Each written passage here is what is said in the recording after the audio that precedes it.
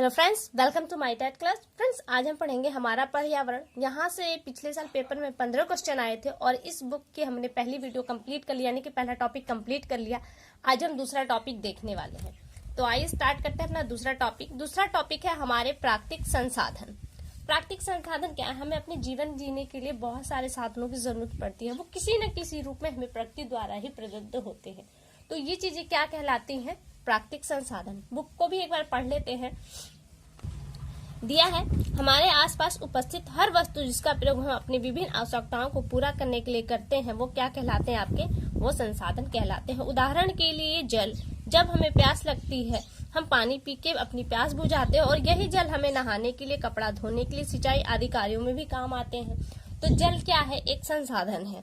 उसी प्रकार से जो वस्तु हमें प्रकृति से प्राप्त होती हैं तथा जिनसे हम किसी प्रकार का परिवर्तन नहीं कर सकते, प्राकृतिक संसाधन कहलाते हैं। प्रकृति के द्वारा यह जैसी उत्पन्न होती है, उनका हम उसी रूप में प्रयोग करते हैं, जैसे हवा, जल, ऊर्जा, मिट्टी आदि। स्पष्ट है कि ऐसे संसाधन जिनको बनाने में मनुष्य का कोई योगदान नहीं होता, अर्थात ये संसाधन हमें प्रकृति द्वारा निःशुल्क प्राप्त होते हैं, प्राकृतिक संसाधन कहलाते हैं। ये आपको प्रकृति से एकदम निःशुल्क प्राप्त होते हैं, इसलिए ये क्या कहलाते हैं? आपके प्राकृतिक संसाधन। हवाओं का रुख बहुत ज्यादा तेज है, इसलिए पेड़ उड़ रहे हैं, तो थोड़ी सी प्रॉब्लम होगी। आगे देखिए, आगे है मनुष्य की प्रकृति विकास तथा अस्तित्व प्राकृतिक संसाधनों पर ही निर्भर है। प्रकृति पर्यावरण के अंतर्गत उपलब्ध संसाधनों जैसे हवा, मिट्टी, ऊर्जा, पेड़ पौधे आदि का उपयोग करके हम अपनी विभिन्न आवश्यकताओं को पूरा करते हैं, और यही चीजें क्या कहलाती हैं? आपकी प्राकृतिक संसाधन। आगे देखिए, हम अपने दैनिक जीवन अनेक प्रकार के प्राकृतिक संसाधनों का प्रयोग करते हैं, जिनमें से कुछ ऐसे हैं जिनके बिना हमारा जीवन जीवित रहना या जीवन हमारा संभव ही नहीं है, जैसे हवा, जल, पेड़ पौधे आदि। क्या है? ये हमारे प्राकृतिक संसाधन है, जिनके अभाव में हमारा अस्तित्व ही समाप्त हो जाएगा।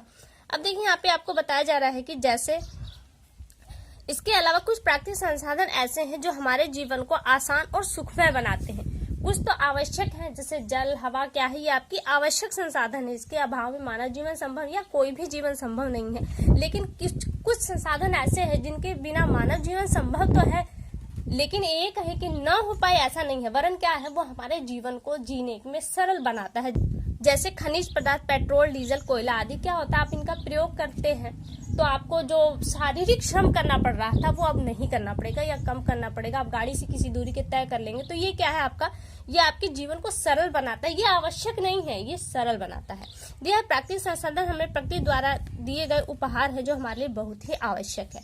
और यहाँ पे उसका वर्गीकरण दिया, तो बहुत ही सुंदर वर्गीकरण दिया गया है। प्राकृतिक संसाधनों का वर्गीकरण। प्राकृतिक संसाधन पहले दो भागों में डिवाइड किए गए। कौन कौन से? एक है जैविक और दूसरा है अजैविक। जैविक में आपके वो चीज आते हैं जिनमें जीवन है, और इसमें जंतु जगत और पादप जगत। देख रहे हैं कि जैविक को भी यहाँ पे दो पार्ट में डिवाइड किया। पहला है जंतु जगत और दूसरा है वनस्पति, और दूसरा है हमारा अजैविक। अजैविक में भी यहाँ पे दो भागों में बांटा गया। पहला है नवीकरणीय संसाधन और अनवीकरणीय संसाधन। नवीकरणीय, जिन्हें हम पुनः बार बार इसका उपयोग भी करेंगे और पुनः इसे प्राप्त भी कर लेंगे। वायु, जल, मिट्टी, सौर ऊर्जा। और अनवीकरणीय संसाधन, जिन्हें एक बार प्रयोग करने के बाद हम आप समाप्त कर देंगे, उनका प्रयोग आगे नहीं कर पाएंगे। तो आगे देखिए, केवल आपको नवीकरणीय संसाधनों के बारे में बताया गया। मैं आपको दिखा दूं, फिर यहाँ पे मैं इसको डिटेल में थोड़ा और बताऊंगी। देखिए, यहाँ पे आपको दिया है प्राकृतिक संसाधन। प्राकृतिक संसाधन में आपका पहला है सूर्य, आगे आपका है वायु, जल, फिर आगे दिया है भूमि। और आप देख रहे हैं कि यहाँ पे आपके नवीकरणीय संसाधन के अंतर्गत वायु, जल, मिट्टी और सौर ऊर्जा यानी कि सूर्य दिया ही है। यानी कि इस टॉपिक में आपको केवल नवीकरणीय संसाधन के बारे में बताया जा रहा है। अब यहाँ पे मैं थोड़ा सा और डिटेल में बता दूं, क्योंकि यह प्रश्न कहाँ से बनेगा? आपका प्रश्न यहीं से बनेगा। नवीकरणीय वो संसाधन होते हैं, जैसे आप सौर ऊर्जा की देख लीजिए। आप सोलर प्लेट लगवा लेते हैं, तो आपका वो सोलर प्लेट सौर की ऊर्जा से ही संचालित होता है और आपको परमानेंट आपको बिजली ट्रांसफर होती रहती है। लेकिन क्या सूर्य कभी समाप्त होने वाला है? नहीं। जब तक सूर्य रहेगा, आप उससे सोलर ऊर्जा प्राप्त करके अपने जनरेटर वगैरह जो भी आपको चलाना है, आप यूज करते हैं।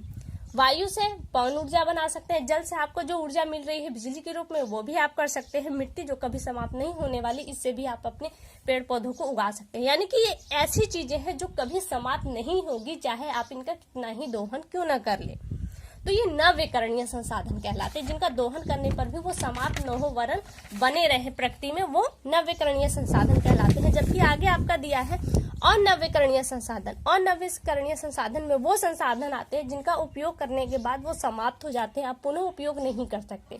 जैसे एग्जाम्पल में मान लीजिए खनिज है, खनिज में हम अगर बात करें कोयले की, तो एग्जाम्पल में समझ लिए कि मान लीजिए आपके पास 100 किलो कोयला है। 100 किलो कोयला, आप 100 किलो कोयला जब खर्च कर लेंगे तो आपके पास क्या बचेगा? कुछ भी नहीं।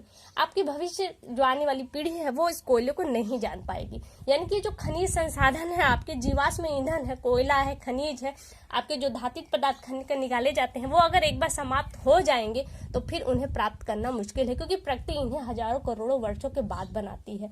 ये हमसे संभव नहीं है। लेकिन वायु, जल, मिट्टी, ऊर्जा द्वारा जो हम प्राप्त करते हैं वो हमारे लिए पॉसिबल है और जिसे हम बना सकते हैं। इसलिए ये क्या कहलाते हैं? आपके नवीकरणीय संसाधन। और यहाँ पे आपके नवीकरणीय संसाधन के बारे में ही दिया गया, उनका उपयोग और क्या क्या हमें मिलता है। यहाँ पे देखिए सूर्य यानी कि सौर ऊर्जा के बारे में बताया गया है, वायु यानी कि पवन ऊर्जा के बारे में उनके महत्व को समझाया गया है, फिर यहाँ जल के बारे में आपके महत्व उसको बताया गया है, और यहाँ पे भूमि यानी कि मृदा के बारे में आपको इसका डिटेल बताया गया। तो यहाँ पे कोई चीजें खास नहीं है, हम आगे बढ़ जाते हैं। आगे दिया है वर्तमान समय में जनसंख्या में निरंतर वृद्धि हो रही है। बढ़ती जनसंख्या की आवश्यकताओं को पूरा करने के लिए कृषि तथा उद्योग धंधों पर प्रभाव दिन प्रतिदिन बढ़ रहा है, जो हमारे प्राकृतिक संसाधन को प्रभावित कर रहा है, क्योंकि सारे आपके बिजनेस क्या है, किसी न किसी रूप में प्रकृति पर ही निर्भर है। यदि हम बिना सोचे समझे लगातार प्राकृतिक संसाधनों का दोहन करते रहे तो वह दिन दूर नहीं जब हम इनसे वंचित हो जाएंगे। अतः हमें प्राकृतिक संसाधनों के महत्व को समझना होगा और उनके संतुलन तथा बचाव के उपाय करने होंगे। और यही कारण है कि आपसे बार बार कहा जाता है कि आप पेड़ लगाएं, क्योंकि पेड़ अपने आप में एक प्राकृतिक संतुलन बनाता है। और जो कुछ चीजें हैं, जैसे होता है ना कि आपको कुछ छोटी सी दूरी तय करनी हो तो आप गाड़ी का इस्तेमाल न करें, वरना पैदल जाए या फिर साइकिल का प्रयोग करें, जिससे आपका क्या है, डीजल पेट्रोल ये बचेगा।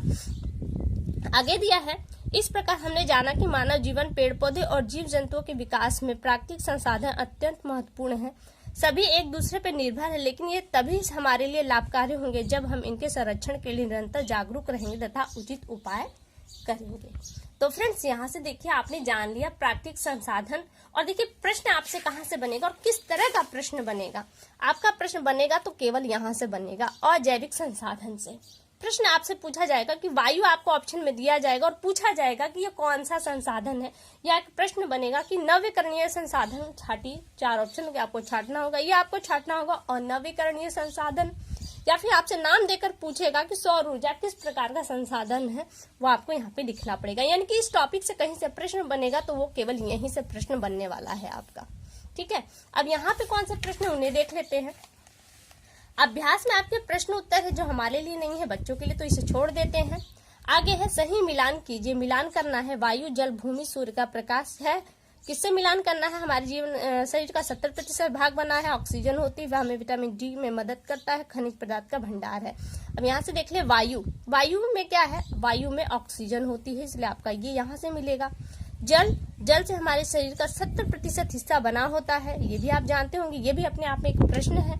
आगे है भूमि, भूमि से ही हमें समस्त खनिज पदार्थ के भंडार मिलते हैं, तो यहाँ पे आपका इसमें हो गया। और सूर्य क्या है? सूर्य से हमें विटामिन डी प्राप्त होती है, और सूर्य ही एकमात्र पृथ्वी पे ऊर्जा का केंद्र है। तो यहाँ से आपका ये टॉपिक कंप्लीट। अगली वीडियो में हम अगली टॉपिक से आपसे फिर मिलेंगे, तब तक के लिए नमस्कार।